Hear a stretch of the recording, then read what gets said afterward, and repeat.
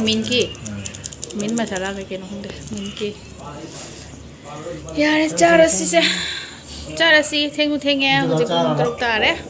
Lok aba pidi abo moi palem sina to phone tau sala yang ang che. Changing tan da pije. Tanu tanu ni.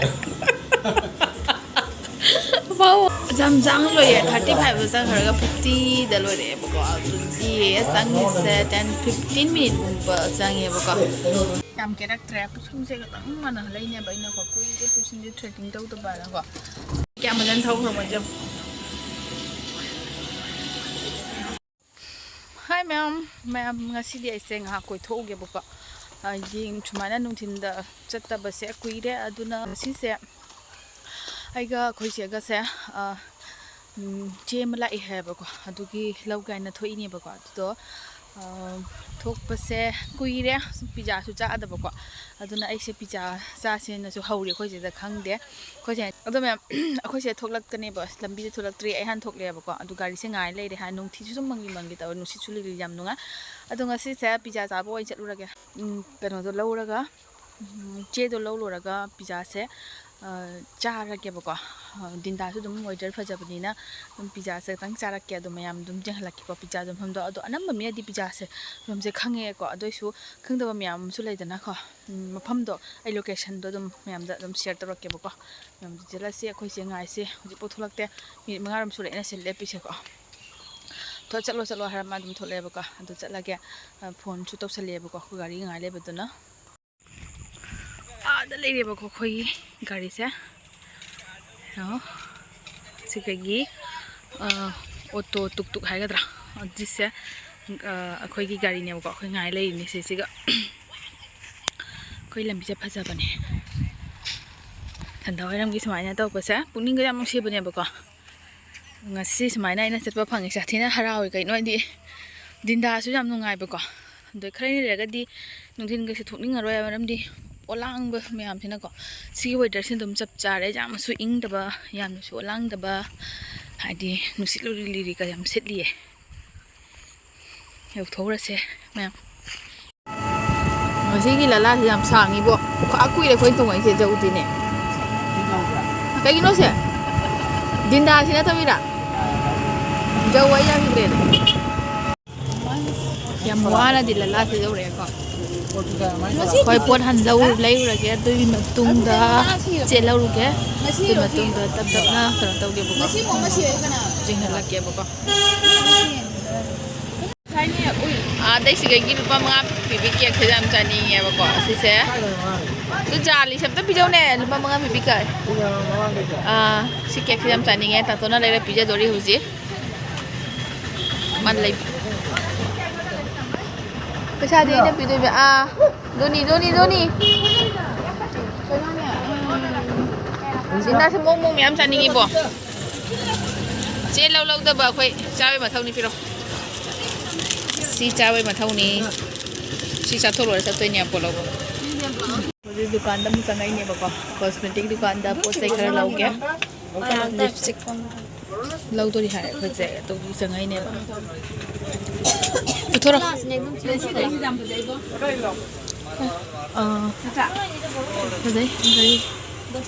Mình lagi jum ka pura mu sele ramme. Ubu jadi phajai sire ga dem ta pak oi ngon da. Me mai babu ko se kam thu tanam to lo ramme ma so. Dukan pham. Wow, sujam chao se sire chaladi na ka paina ta hi wari le. Ichai ta gari Cik lagi berapa dulu tes? Mau bung pusing ya pak tes? Kerja bani tes? Lipstick ni kalau lah, Mars ni apa kok? Mars itu apa jam mana? Kalau lah. Wajah lagi belum ada, sekali kita tanya apa kok? Kok pergi gari teh bersih, lagi ramdre. Kaya cakap mau makan. Bongo. Aise juga pelar dah ngak canggih apa kok? Orang di Aise trading down kia na ko kui ya bas mana pelar dah kerja laga trading down dapat sekat tu na pot selai beloi laga trading down halap atau aina pam pati ko ai sama da chatling ni ko sama che atau mama selen bre masal pi oina tau pi ko masal pi su som hai Pesan kita kira ya. ꯌꯥꯝ ꯀꯦꯔꯛꯇ꯭ꯔꯦ ꯄꯨꯁꯨꯝꯁꯦ ꯈꯤꯇꯪ ꯃꯥꯟꯅꯍꯜꯂꯛꯏꯅꯦꯕ ꯑꯩꯅꯀꯣ ꯀꯨꯏꯔꯦ ꯄꯨꯁꯨꯝꯁꯦ threading ꯇꯧꯗꯕꯅꯀꯣ ꯑꯗꯩꯗꯤ ꯀꯩ ꯀꯩꯅꯣꯗꯨꯗ ꯑꯗꯨꯝ ꯈꯜꯂꯤ ꯌꯥꯝ ꯀꯦꯅꯤꯡꯉꯥꯏꯒ ꯄꯩꯁꯥ ꯂꯩꯇꯦ ꯄꯥꯔꯂꯔꯗ ꯆꯠꯅ ꯑꯗꯣ ꯈꯔ ꯑꯗꯨꯝ ꯃꯥꯟꯅꯔ ꯃꯥꯜꯂꯦ ꯄꯨꯁꯨꯝꯁꯦꯀꯣ ꯑꯗꯨꯒꯤꯅꯤ ꯃꯌꯥꯝ ꯑꯗꯣ ꯍꯧꯖꯤꯛ ꯑꯩꯈꯣꯏ ꯀꯩꯅꯣ ꯆꯥꯕ ꯆꯠꯂꯒꯦ ꯄꯤꯖꯥ ꯆꯥꯕ ꯆꯠꯂꯒꯦꯕꯀꯣ ꯄꯤꯖꯥꯁꯦ ꯀꯩꯀꯩ ꯄꯤꯖꯥ ꯆꯥꯕꯗꯨꯅ ꯈꯪꯗꯦ ꯅꯍꯥꯟ ꯅꯣꯡꯃ ꯄꯅꯤꯔ ꯄꯤꯖꯥ ꯆꯥꯏ ꯑꯗꯣ ꯉꯁꯤꯗꯤ ꯀꯩꯗꯧꯅ ꯈꯪꯗꯦ ꯆꯥꯔꯣ ꯄꯤꯖꯥꯔꯣ ꯀꯣꯐꯤ ꯆꯥ ꯍꯥꯟ ꯊꯛꯎꯔꯁꯤꯔꯥ ꯑꯩꯈꯣꯏ ꯐꯖꯅ ꯀꯣꯏꯔꯦ ꯉꯁꯤ ꯀꯣꯁꯃꯦꯇꯤꯛ ꯂꯧꯔꯦ ꯑꯩꯒꯤ ꯀꯦꯟꯗꯜ ꯂꯧꯔꯦ ꯑꯗꯨꯒ ꯍꯧꯖꯤꯛ ꯀꯩꯅꯣꯗꯩ ꯊꯣꯛꯂꯛꯏꯅꯦꯕ ꯀꯂꯔꯗꯩ ꯊꯣꯛꯂꯛꯑꯦ ꯑꯗꯣ ꯍꯧꯖꯤꯛ ꯕꯤꯟꯗꯥꯁꯦ ꯐꯕꯅꯤꯅ ꯆꯥ ꯊꯛꯎꯗꯤ ꯐꯩ ꯑꯗꯣ ꯆꯥꯁꯦ ꯊꯛꯎꯈꯤꯒꯦ ꯉꯁꯤꯁꯦ ꯉꯥꯝ ꯂꯩꯊꯔꯒ ꯃꯨꯛꯕꯥꯡ ꯑꯃ ꯆꯥꯔꯁꯤꯔ ꯑꯩ ꯈꯜꯂꯤꯅꯤ ꯀꯩꯅꯣ ꯕꯤꯟꯗꯥꯁꯦ ꯌꯥꯝ ꯅꯨꯡꯉꯥꯏꯕꯁꯤꯒꯅꯦꯀꯣ ꯑꯗꯨ ꯈꯪꯗ꯭ꯔꯤ ꯌꯦꯡꯒꯅꯤ ꯃꯌꯥꯝ ꯍꯣꯔꯦꯟ ꯃꯨꯛꯕꯥꯡꯁꯨ ꯆꯥꯗꯕ ꯅꯠꯇ꯭ꯔꯥ ꯑꯗꯒꯤ ꯃꯌꯥꯝꯗꯣ ꯋꯥꯔꯤ ꯁꯥꯟꯅꯗꯕ ꯃꯨꯛꯕꯥꯡꯒꯤ ꯋꯥꯔꯤ ꯑꯃꯅꯤꯅꯀꯣ ꯅꯨꯡꯉꯥꯏꯗꯅ ꯑꯗꯨꯅꯤ ꯃꯌꯥꯝ ꯑꯗꯣ ꯍꯧꯖꯤꯛ ꯆꯥ ꯊꯛꯎꯔꯒꯦ ꯆꯥꯁꯦ ꯌꯥꯝ ꯍꯥꯎꯋꯤ ꯍꯥꯏꯌꯦꯕꯀꯣ ꯌꯦꯡꯁꯤ ꯇꯥꯏ ꯃꯥꯏꯅ ꯀꯌꯥꯝ ꯍꯥꯎꯔꯤꯕ ꯆꯥꯁꯦ ꯂꯝꯕꯤ ꯁꯅꯥ ꯄꯤꯖꯥ ꯌꯧꯔꯦ ꯁꯅꯥ ꯄꯤꯖꯥꯁꯦ ꯍꯧꯖꯤꯛꯇꯗꯤ ꯊꯣꯛꯂꯛꯏ ꯍꯥꯏꯕꯅꯦ ꯑꯗꯨ ꯌꯧꯔꯕ ꯌꯧꯔꯛꯇ꯭ꯔꯤꯕ ꯈꯪꯗꯦ ꯃꯅꯨꯡ ꯆꯪꯉ ꯈꯪꯒꯅꯦꯀꯣ ꯃꯌꯥꯝ ꯑꯁꯤꯅꯦ ꯑꯩꯈꯣꯏꯒꯤ ꯄꯤꯖꯥ ꯆꯥꯐꯝꯀꯣ ꯑꯗꯣ ꯀꯗꯥꯏꯗꯅꯣ ꯍꯥꯏꯕꯁꯤꯗ ꯑꯩꯈꯣꯏꯔꯣꯝꯗꯒꯤ ꯂꯥꯛꯑꯒꯀꯣ ꯁꯨꯃꯥꯏꯅ ꯕꯟꯙꯟ ꯕꯦꯡ ꯂꯥꯟꯊꯣꯔꯛꯑꯒ ꯃꯃꯥꯡꯗ ꯕꯟꯙꯟ ꯕꯦꯡ ꯂꯩꯕꯅꯦꯕꯀꯣ ꯑꯗꯨ ꯂꯥꯟꯊꯣꯔꯛꯑꯒ ꯁꯤ ꯕꯤꯜꯗꯤꯡ ꯑꯃ ꯑꯅꯤ ꯈꯔ ꯂꯥꯟꯊꯣꯔꯛꯑꯒ ꯁꯤꯒ ꯂꯩꯔꯦ ꯁꯅꯥ ꯄꯤꯖꯥ ꯍꯥꯏꯅꯀꯣ ꯌꯦꯡꯍꯜꯂꯛꯀꯦ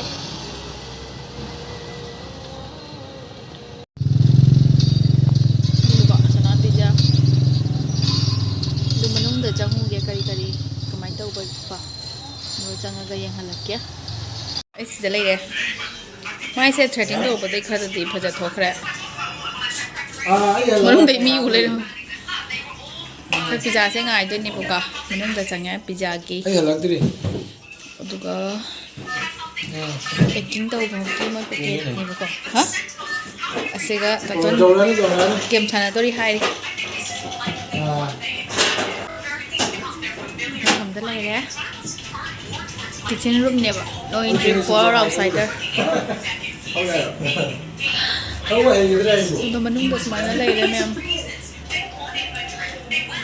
ꯑꯩꯈꯣꯏ ꯁꯤꯒ ꯆꯥꯕꯁꯨ ꯌꯥꯏꯕꯀꯣ ꯑꯗꯨꯒ ꯄꯦꯛꯀꯤꯡ ꯇꯧꯅ ꯄꯨꯕꯁꯨ ꯌꯥꯔꯦ ꯑꯩꯈꯣꯏ ꯉꯁꯤꯗꯤ ꯑꯩꯈꯣꯏ ꯁꯤꯒ ꯑꯗꯨꯝ ꯆꯥꯔꯒꯦ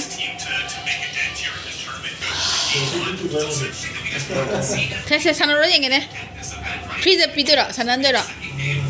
ꯄꯩꯁꯥ ꯌꯥꯝ ꯌꯥꯝ ꯂꯧ ꯃꯉꯣꯟꯗꯩ ꯑꯦꯛꯁꯤꯗꯦꯟ ꯇꯧꯅꯤꯀꯣ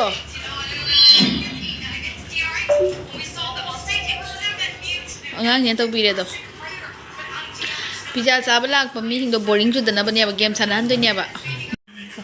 ꯁꯤ ꯇꯧꯔꯁꯤꯅꯦꯕ ꯂꯥꯛꯏꯁꯦ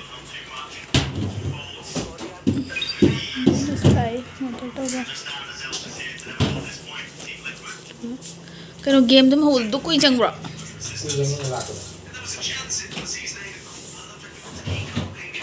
ꯄꯨꯛ ꯊꯤꯟꯕꯤ ꯄꯥꯏꯔꯗꯤ ꯑꯗꯨꯝ ꯒꯦꯝ ꯍꯧꯗ꯭ꯔꯤꯉꯩꯗ ꯑꯗꯨꯝ ꯄꯨꯛ ꯊꯤꯟꯅ ꯑꯗꯨꯝ ꯐꯝꯕꯩ ꯋꯥꯔꯤ ꯂꯩ ꯃꯤ 35 ꯀꯨꯜꯂꯨꯝꯗꯤ ꯆꯪꯈ꯭ꯔꯕ ꯀꯩꯅꯣꯝ ꯇꯧꯔꯦ ꯁꯤ ꯆꯥꯔꯖ ꯑꯝꯇ ꯂꯧꯒꯦꯁꯦ ꯁꯤ ꯅꯠꯇ꯭ꯔꯣ ꯇꯥꯇꯣ ꯅꯪꯅ ꯑꯩꯉꯣꯟꯗ ꯊꯥꯔꯛꯏꯗꯣ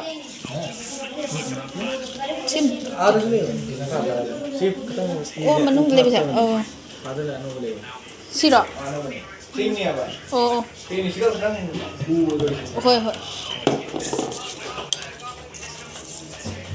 ꯁꯤꯗ ꯂꯩꯔꯦ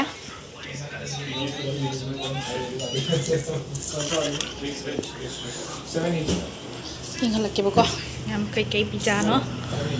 ꯌꯦꯡꯉꯣ ꯃꯌꯥꯝ ꯁꯨꯝ ꯇꯝ ꯌꯦꯡꯉꯣꯀꯣ ꯁꯤꯗ ꯂꯩꯔꯦ ꯁꯅꯥ ꯄꯤꯖꯥ ꯍꯕ ꯌꯦꯡꯍꯜꯂꯛꯑꯒꯦꯀꯣ ꯑꯩ ꯍꯥꯏꯔꯔꯣꯏꯒꯦꯀꯣ ꯃꯌꯥꯝ ꯌꯦꯡꯉꯣ पनीर पिज़्ज़ा 189 7 इंच एक्स्ट्रा चीज़ हापगना 239 तम लेबका अतुका नॉन वेज की यावरी सिगिना वेज पिज़्ज़ा नेको मैम तुम सिगा येंगा मैम तुम ऑर्डर तौसन बे यारानी को फोन नंबर तुम हपजरके अतुका नॉन वेज की ना सिगा लेरे variety ne som site le ko to mana pamba into gi matungina siga price le ko location sp ro siga sile re phone number se sidum mayam si phone number se ga dum to biro ko order to selo ya to home delivery su pi pani ko mai gi distance ki matungina charge lo bone ado khoi long gi si kai lak ko dum pa kun la gi lo ki na ham lak ko moi home delivery pin bagi order to selam ba ka hoji si pa so order selam me khoi ding si ngai ga cha dro pani ba do myam jengo chicken with extra cheese chicken pizza cham bo sa jadri paneer ngum pati cha re jeng si khoi paneer gi so ina order to ba ka extra cheese hapan re adaga paneer so ina 8 inch so in to re ko mi um danin na ko ado ngai ra ge hojik pung kya lon tai si bo manga ga kuntra manga hele ba ko to pung kya bo yeng ge pung kya chang ge to myam su mi yeng ne si ga lai re ko to te mineral say how rest pung kya chang mi pung khai am chang do ra pung am chang do ra yeng si ko ta don kan da ching don da gi ni jong nang na gai thorai ko ngawi bo ai hay tì nè khá cắn thâu ấy em nói gậy thâu mini nè cắn nó thâu thế nào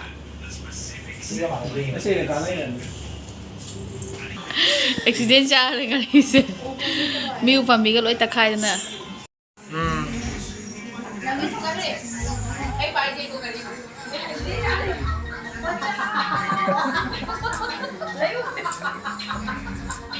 Ini tinggal aja.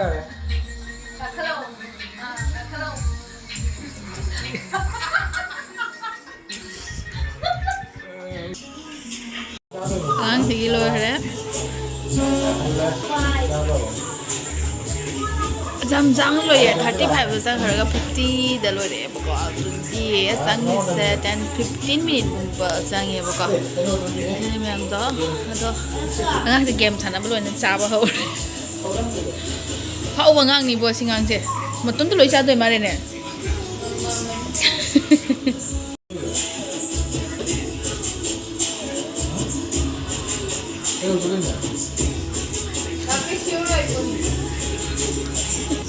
ang ge cha su chai moi palem na su phone tau rei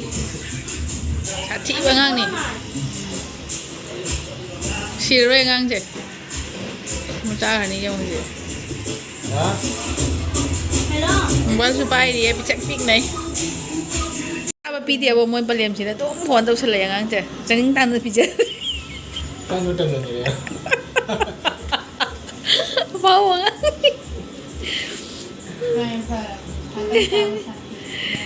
Sumpah pau mi sulai ni bapak. Luar deh. Panin pizza luar deh. Khoi ông gi sini bu kom em cham chang nó tao re mi tram ha kun de cham chang nó ko min chang á Mama sana masih ada. sini Nah, ko mama sana. Nampak ada yang ini.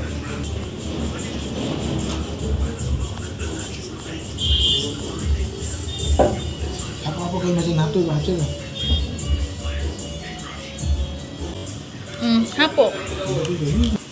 hapo cái hấp tôi nó sốt sáp đi Mana dia? chiêu tôi nó Kita jaga tu. hai rồi status như rằng wajar अपने कोई पूवत status में हम सोचे मैं वो तो दस तो contact tàu लगा सिबाती टांग को तरफ तक मैं गाड़ी दा चट पे जम नंगाई बने मामी अच्छा अच्छा बमी पूरा मतलब पिज़्ज़ा बने Ini dosa ini. Oh, dia yang ada buat. Nang hari ini. cái gì Hah? Buat pai korang. mulut tuh cukup apa Ya, dulu sebagian kan ini apa?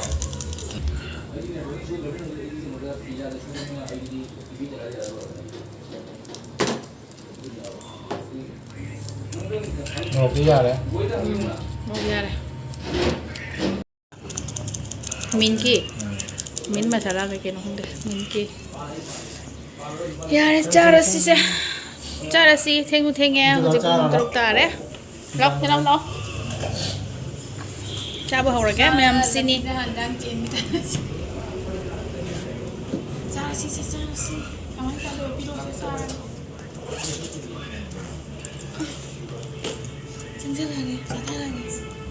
Emang kena pasta thamma.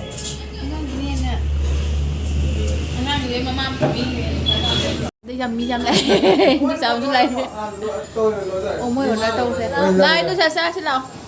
vậy tôi sẽ đi đây xin đó lâu lâu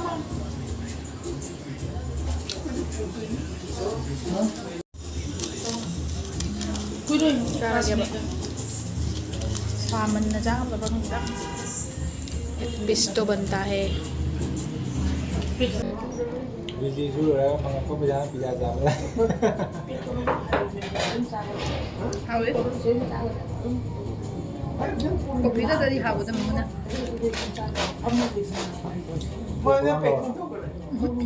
boleh apa nanti Sana. Bunga. belum jauh mau sadar kok ada Mau buat. Hàn Minh này mà còn đồ hạt bia cái ấm cái gặp được Chính thống đi người. Hai thầu cũng cuma jawab pun udah hai kali.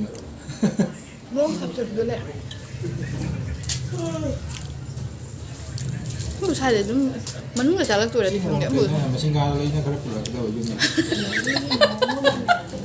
mình đang đi làm rồi mình chỉ ngồi lấy đó nhưng nghĩa số bao nhiêu số bao nhiêu anh thấy chỉ là chứ là bạn em mà Tiket itu sudah depan buat apa?